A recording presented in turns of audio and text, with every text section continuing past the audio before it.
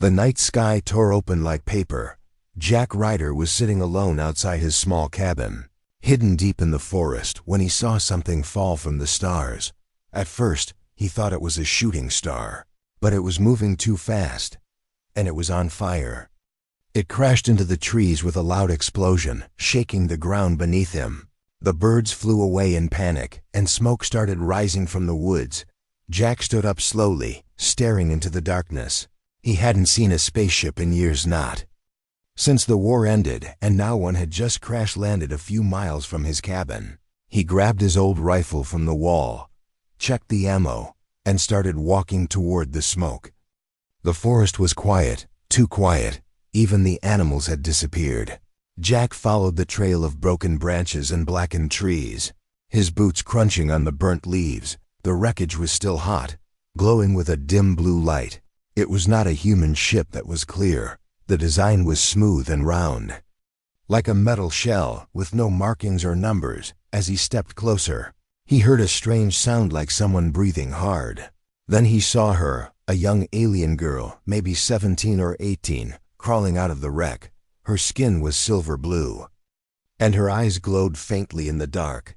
She was bleeding from one leg, but she still held a small plasma weapon in her hand, aimed directly at Jack. "Don't move," she said, her voice calm but full of fear. Jack raised both hands, slowly. "I'm not gonna hurt you," he said. "You're the one who fell from the sky." The alien girl narrowed her eyes, breathing faster. "Who are you?" she asked. "Are you one of them?" "One of who?" Jack replied, frowning. "I live here, alone." She looked around, scanning the trees, then lowered the weapon just slightly. "I need help," she said. "But if you turn me in, they'll kill me." Jack had no idea what she was talking about. He took a step forward, and she flinched, the weapon rising again. "All right, easy," he said. "Look, you're hurt, and it's cold out here. Come with me, or stay here and bleed out. Your choice." She hesitated, then finally nodded. Jack moved carefully, helping her stand. Her body was light, but he could feel the tremble in her muscles. The walk back was slow, but they made it. Jack led her into the cabin and closed the door behind them. He cleared a table and gently laid her down. She winced in pain but didn't cry. He brought out his old med kit, something he hadn't used in years. "I'm Jack," he said, trying to break the silence. "What's your name?" She looked at him for a long moment before answering. "Vena," she said. "I'm not supposed to be here." "Well," Jack replied, "you are, and you're lucky I found you first." He cleaned her wound and wrapped it carefully. The plasma burn was deep, but not fatal. He noticed something strange behind her ear, a small metal chip glowing under the skin. "What's that?" he asked, pointing. Vena quickly covered it, eyes wide. "Don't touch it," she said. "Please."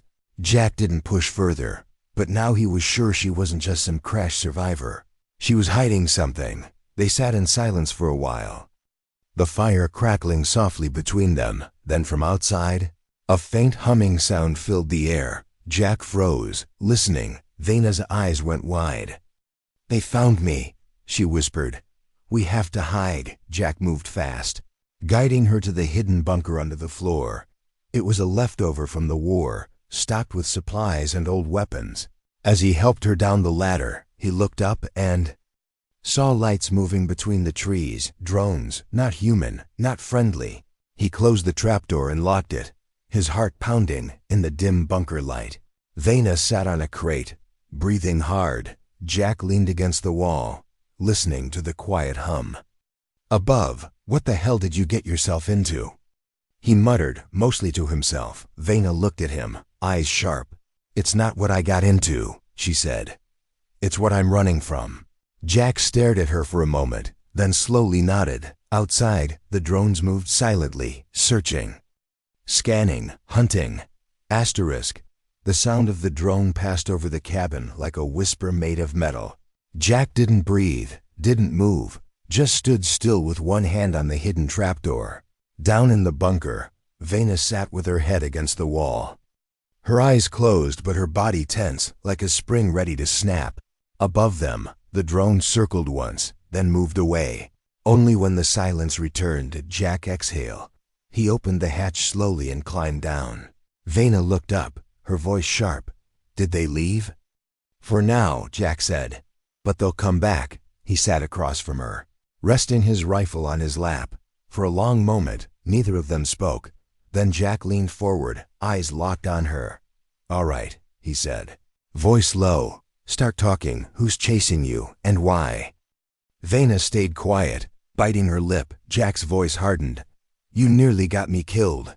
You better tell me what's going on. Finally, she opened her eyes, calm but cold. They're not just soldiers, she said. They're enforcers from the Empire. Jack raised an eyebrow. Empire? You humans call them something else, Vena explained. But they rule over hundreds of species, planets, systems. They don't like rebellion, and they hate escape. Jack shook his head. Confused, you're saying they've been here before? He asked. On Earth? Not openly, she said. But they're watching, preparing. Earth is on their list. That hit Jack like a punch. After the war, he thought he'd seen the worst. Turns out, the worst hadn't even started yet. Vena rubbed her arm, the skin glowing faintly under the bunker light. I wasn't born free, she said quietly. I was bred to obey like many others in the outer colonies. But I escaped. And now they want me dead. Jack looked at her for a long time. She didn't look like a killer. But then again, neither did he once. So why here? He asked. Why Earth? Vena hesitated, then pulled a small silver cube from her pocket. It floated above her palm, spinning slowly, glowing with soft pulses of blue light. This has data, she said. Proof of what they've done, what they plan to do. Jack leaned in, watching it spin. If this is true, he said, why not give it to someone? The UN, the world leaders, hell, even the media. Vena looked at him like he was a child. Do you really think they'll listen to me? She asked. An alien? A fugitive? They'll hand me over just to save their own necks. Jack hated how right she sounded. The world had changed. But not that much. He stood up, pacing the small room, running a hand through his hair. I didn't ask for this, he muttered. I didn't either, Vena replied. But here we are. Outside, another hum, softer this time, closer. Jack grabbed his rifle, turned off the bunker lights, and peeked through a small scope hidden in the wall. One of the enforcers stood near the cabin now, tall, in full black armor, scanning with a red visor. It didn't look human. Jack whispered. They're here. Vena stood slowly, pain forgotten, her hand hovering over her weapon. No shooting unless we have to.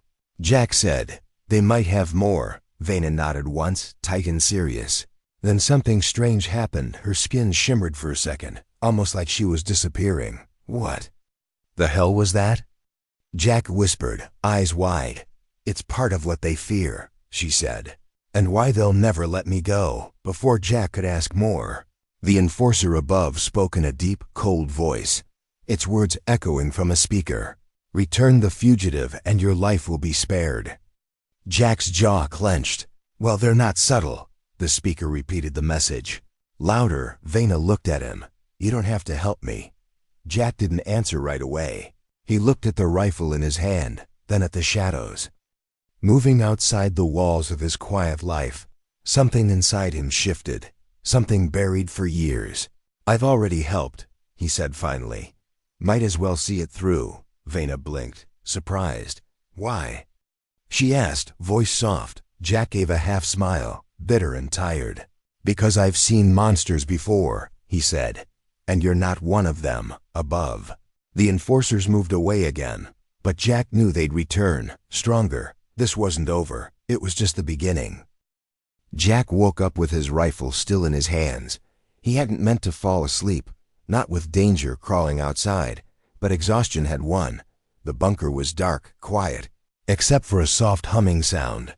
He looked over and saw Vena sitting cross-legged on the floor, staring into the floating silver cube. The light from it danced across her skin like moonlight on water. What is that thing, really? Jack asked, voice groggy. She didn't look up. Everything they fear. Jack rubbed his eyes and sat up straight, his muscles sore from sleeping on concrete. "You said it has proof," he said. "Proof of what? What's so dangerous that they'd cross half the galaxy to kill one girl?" Vena finally looked at him, her face calm but distant. "You want the truth?" she asked. "All of it?" Jack nodded. "No more games." She closed the cube and let it sink into her palm, disappearing into her skin like it was part of her. Then she stood up and faced him, her silver blue eyes glowing slightly in the dim light. "I was part of a breeding program," she began. "Built to obey, built to serve. They called us Seelan, designed to look peaceful, sound kind, feel soft." Jack's stomach turned, but he didn't interrupt. "We were raised in learning chambers, trained in 20 languages, made to adapt, and then we were sold." "Sold?" Jack asked quietly. "As servants, assistants, even pets," Vena said. The words bitter on her tongue. Some called it culture exchange, others called it charity, but it was slavery dressed up in politics. Jack stared at her, trying to imagine Earth doing something like that. Then he realized maybe humans didn't, but others did. Vena continued. "One day, I found a hidden transmission, a broadcast from a rebel network. They showed me what the Empire really does. Entire planets stripped, species wiped out, families erased." Her hands trembled slightly, but she didn't stop. "I stole this cube from a command ship. It holds everything: plans, maps, names, even evidence of Earth's observation." Jack's heart sank. "Observation?" He echoed. "They've been watching your planet for years," Vena said, "measuring your weapons, your politics, your weaknesses." She stepped closer, eyes locked on his. "And when the time comes, they won't ask questions. They'll come fast and they'll come hard." Jack leaned back, the weight of her words pressing on his chest. "All this time," he whispered, "we thought we were alone, or maybe lucky enough not to be noticed." "You were," Vena said, "until your war." "What war?" Jack asked.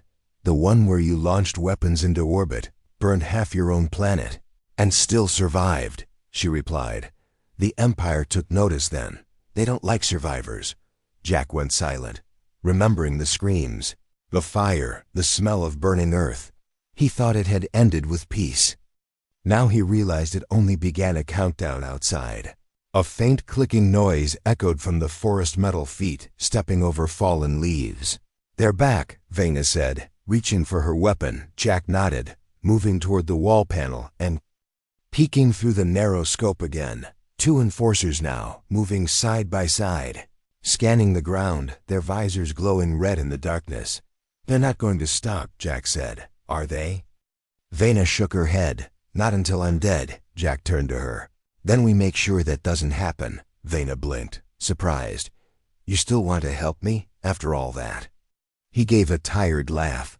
"You think I'd go back to drinking coffee on my porch while alien death squads comb my backyard?" She smiled, small but real. There was silence again, but this time it felt like the calm before a storm, not awkwardness. Jack sat down beside her, picked up a broken cum device from a dusty shelf. "I used to have a friend," he said. "War buddy, tech guy, paranoid but smart. He built a jammer once, said it could blind satellites. You think it still works?" Vena asked. "No idea," Jack said, "but I'm going to find out." He handed her a small bag with energy packs and a combat knife. "Stay here, lock the door behind me. If I don't come back in an hour, I'm not leaving you." She interrupted firmly. Jack looked at her, really looked, not as an alien, not as a fugitive, but as someone who was fighting, alone. "Then I guess we move together," he said. They packed fast, hearts pounding, weapons ready. Above them, red lights moved again. Shadows hunting in silence. The war hadn't started yet, but Jack could feel it coming. And this time, he wasn't going to run. The knock on the door wasn't loud. It was soft, almost polite, like a salesman or a neighbor. But Jack knew better. He stood in the center of his cabin, frozen, Vena just behind the secret floor panel, her hand gripping her plasma blade tight. The sun had barely risen. casting orange light through the window, and yet outside stood something that did not belong to the morning. Jack moved toward the door, not opening it, just standing close enough to hear. A calm voice came through, smooth and mechanical. "We are envoys. We request a conversation." No ship had landed. No tires had rolled up the path. They had simply appeared, silent as ghosts. Vena whispered. "Don't believe them." Jack nodded slightly, his fingers tightening around his rifle. "What do you want?" He shouted back. The voice answered. "A fugitive escaped custody. She is dangerous, unstable, possibly armed. Return her, and no harm will come to you." Vena's eyes met Jack's, fear hiding behind anger. Jack took a deep breath, then opened the door just a crack. Two figures stood on the porch, wearing black suits too perfect to be human clothes. Their skin looked artificial, stretched tight over sharp cheekbones, and their eyes glowed faint red behind mirrored lenses. Fake humans, synthetic diplomats, spies. Jack stepped out, closing the door behind him. "I haven't seen anyone," he said. Flat and cold, one of them smiled. "A thin line without warmth. Your systems show heat signatures, movements, traces of alien matter." Jack didn't blink. "You spying on my systems?" "We scan everything," the other replied. "For security." "Funny," Jack said. "You sound more like hunters than visitors." There was a pause, long and heavy. Then the first one leaned forward just slightly. "We will search the cabin." Now Jack raised his rifle. "No, you won't." They didn't even flinch. "You will die protecting her?" The one on the right asked, voice still calm. Jack smiled this time, dry and full of spite. "I've died before," he said. Then he fired. The shot hit the first one in the neck, sparks flying as its disguise shattered, revealing black chrome. Under the skin, Vena burst from the side door, blade in hand, slicing into the second one's arm. It screamed, a sharp, metallic sound that echoed through the trees. The cabin exploded into motion, Jack firing, Vena moving like lightning. But more shadows were already coming from the trees. 3, 4, 5 more figures, all dressed the same, all moving like machines. Jack shouted, "Back inside!" They retreated fast, slamming the reinforced door shut, locking it tight. "Trapdoor now!" Jack yelled, and they dove into the floor just as the front wall exploded inward. Wood splinters rained down as a blast ripped through the cabin. In the bunker below, Jack punched a control panel on the wall, triggering an emergency protocol metal. Doors slid shut above them, sealing the hidden room. Vena sat against the wall, breathing fast, her cheek bruised but eyes blazing. "They're not going to stop," she said. "I know," Jack answered, checking his last grenade. "But now, we know how they move, how they talk, how they bleed." Vena looked at him, confused. "You smiled," she said. "When you shot him, why?" Jack's face darkened, his voice quiet. "Because it felt familiar," he said. "Too familiar." Vena pulled the silver cube from her chest again, letting it float between them. A hologram flickered to life maps, star systems, blinking red. "Marks across Earth's orbit. They're watching," she said. "All of them." Jack stared at the map, shaking his head. "So Earth's not just on the list," he said. "We're already marked. They call it soft preparation." She replied, "Infiltrate, observe, weaken." Jack stood, loading new rounds into his weapon. "Then it's time we show them what hard resistance looks like." Vena smiled, a fierce, tired smile, and above them, the enemy waited. But now the hunters weren't the only ones armed with a plan. The rain began hours after the fire. Ash floated in the air like dead snow, soft and black. The forest was silent again, but not in peace and fear. Jack and Vena walked through the trees like ghosts, carrying only what they could salvage behind them. The remains of the cabin smoldered, broken wood and scorched metal still glowing faint red. They had nowhere to go, no time to rest. But they had each other. For now, that was enough. Vena limped slightly, holding her side. Jack kept glancing over, not speaking. But every time she stumbled, his hand moved to steady her. They hadn't spoken since the fight. Words felt too heavy. Eventually, they reached the edge of a small cliff overlooking an old military outpost, forgotten, covered in moss, hidden from the satellites above. Jack found it years ago during a hiking trip, but never thought he'd need it. Now, it might be the only place left untouched. They climbed down carefully, pushed open the half-buried steel doors, and entered the darkness. Dust rose like a sleeping giant. The power was weak, but still alive, humming through the cold metal walls. Jack closed the door behind them and locked it tight. Only then did he sit, leaning against the control panel.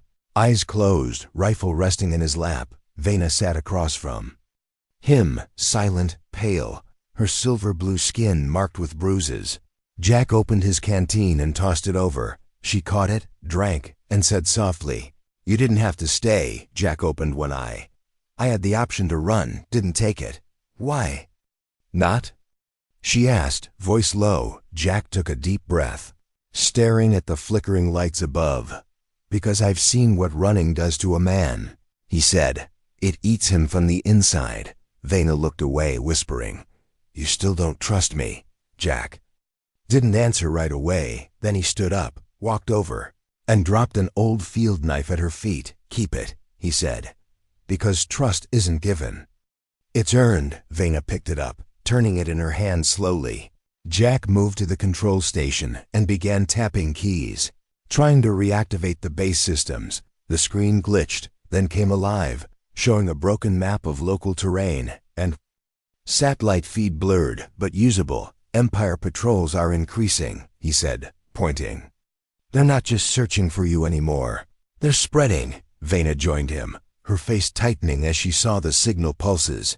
"They're building a scan net," she said, "trying to catch any ships trying to leave orbit." Jack looked at her. "You expecting someone to come for you?" She shook her head. "No, I'm the last. They'll think I'm dead soon, but that won't stop them. They'll still move on Earth." Jack slammed a hand on the desk. "Damn it. Then we need more than hiding spots." Vena hesitated, then reached into her jacket and pulled out a second cube, dull, cracked, but still glowing. "This," she said, "is a signal disruptor. If we can connect it to a comm tower, it'll black out their scanning in this zone for 1 hour." Jack blinked. "That's not long." "No," she said, "but enough time to send a real message to your people, or mine."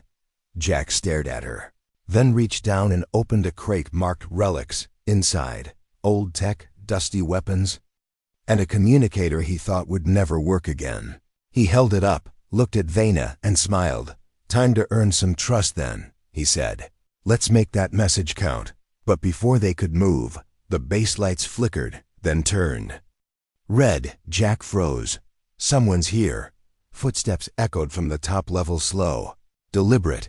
He motioned for Vena to hide behind the crates, rifle aimed at the stairwell. A figure appeared, arms raised, face shadowed under a torn hood. "Jack." "Ryder," the man said, his voice familiar, graveled, tired. Jack lowered his gun an inch. "Warren?" The man stepped into the light, revealing a scar across his face and a cybernetic eye glowing dim. "Warren Hart." Jack's old war partner, the one who vanished after the final battle. "What the hell, how did you find us?" Jack asked Warren. Glanced at Vena, his face unreadable.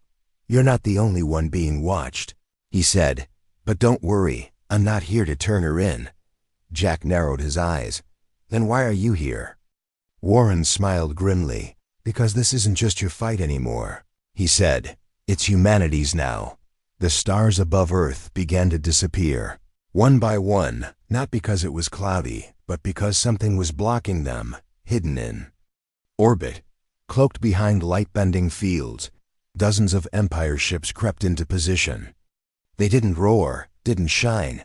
They simply hovered, quiet, patient, waiting, and down on the surface. Jack Ryder had no idea that time was running out. He stood at the edge of the bunker entrance, staring into the tree line with his rifle in hand. Behind him, Warren sat by the cracked console, trying to repair the signal relay with shaking fingers. And Vena, she wasn't sitting anymore. She was training faster than a human should move. Blade in one hand, scanning tech in the other. She wasn't the scared fugitive Jack had found in the forest anymore. She was preparing for war. "You've changed," Jack said quietly, watching her from the side. "I had to," she replied. "We all did." Warren grunted from the console.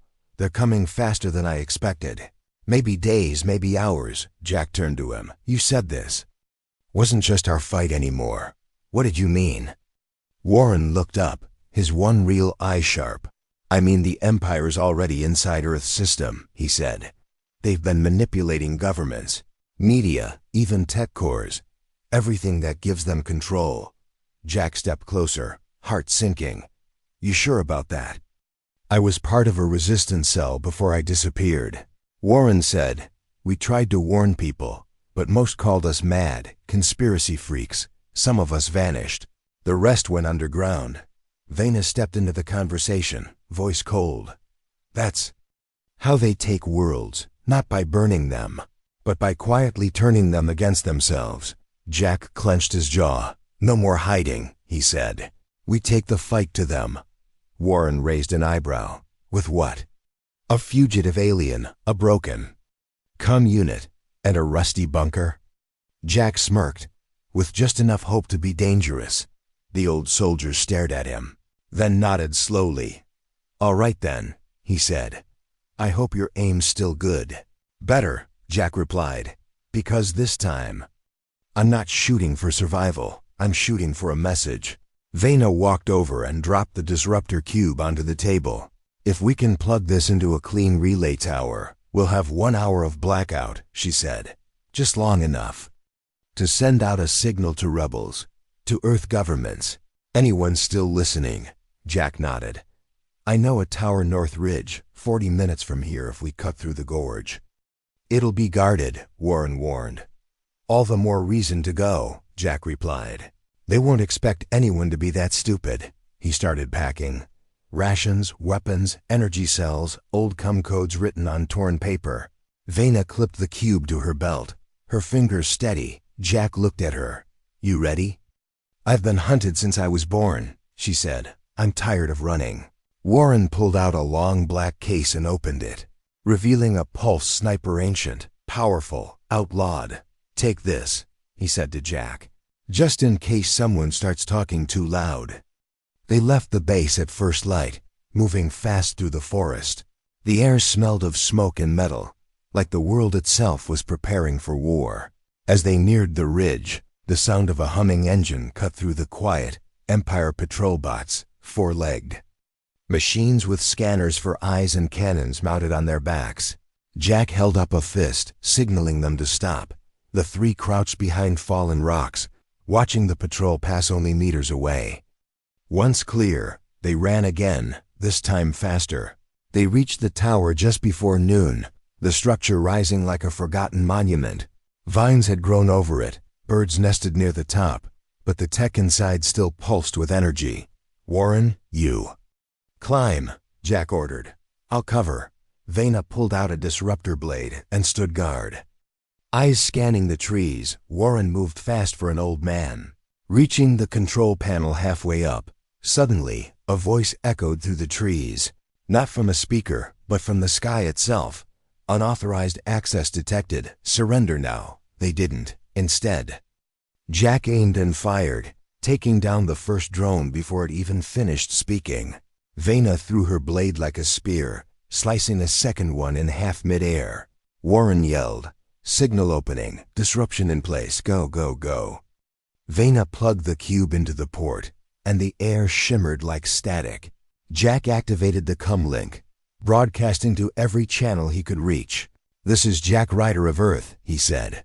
"We're under silent attack by a galactic power, calling itself the Empire. We have proof, we have names, and we're not alone." Behind him, the skies rippled, the first Empire transport uncloaked, dropping soldiers with glowing weapons. Jack narrowed his eyes, aiming down the scope. "This ends now," he whispered. Then he fired. The first shot didn't just start a battle, it started a rebellion. The bullet tore through the chest plate of the lead Empire soldier, cracking his armor and sending him crashing to the ground. Jack Ryder didn't wait to celebrate. He fired again. And again, until the rifle clicked dry. Vena was already moving, fast like a streak of lightning, her plasma blade cutting clean through the second attacker before the others could blink. Warren shouted from the com tower. "Broadcast is still. Live. You've got 40 seconds, make them count."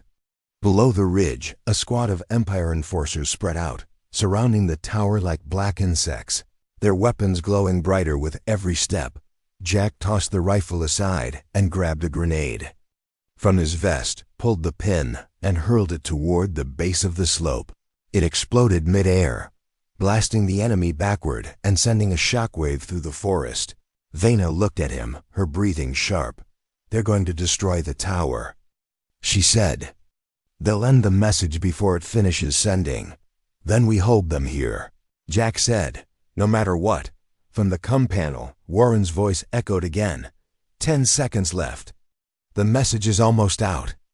Jack grabbed a fallen pulse gun, aimed it with both hands, and planted his feet. Behind him, Vena raised both arms, the silver cube glowing bright in her chest like a star waking up. A wave of blue energy pulsed outward, freezing 2 soldiers.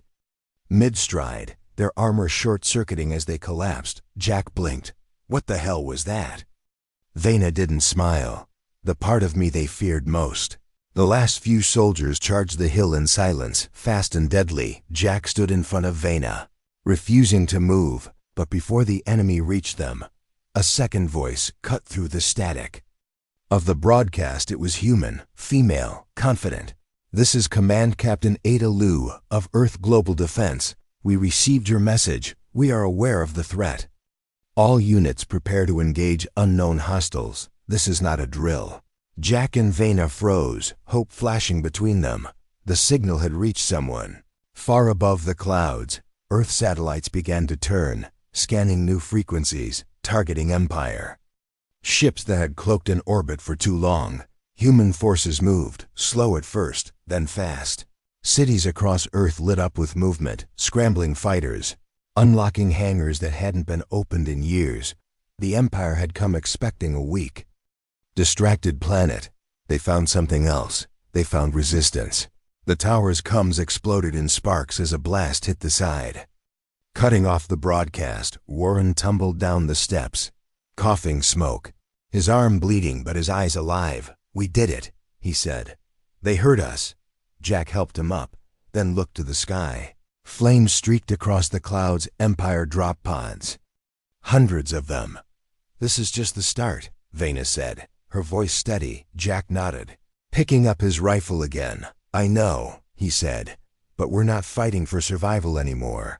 We're fighting for home," Warren chuckled, wiping blood from his lip. "And this time we're not alone." Vena looked out at the incoming storm, her silver blue eyes fierce. "I was running from them my whole life," she said, "but now I run toward them." Jack stepped beside her, the burning forest reflecting in his eyes. "So what the hell am I supposed to do with you?" he asked with a tired grin. Vena looked at him, eyes glowing. "Help me burn their empire down," she whispered. The wind howled, the enemy advanced, and Earth's defenses lit up in the distance. The war had begun, not between planets, not between species, but between those who took and those who rose. And standing at the front of it all was one broken soldier, one fugitive alien, and one last chance to change everything. This wasn't just Vena's fight or Jack's mission. This was humanity's rebellion, and it had just begun.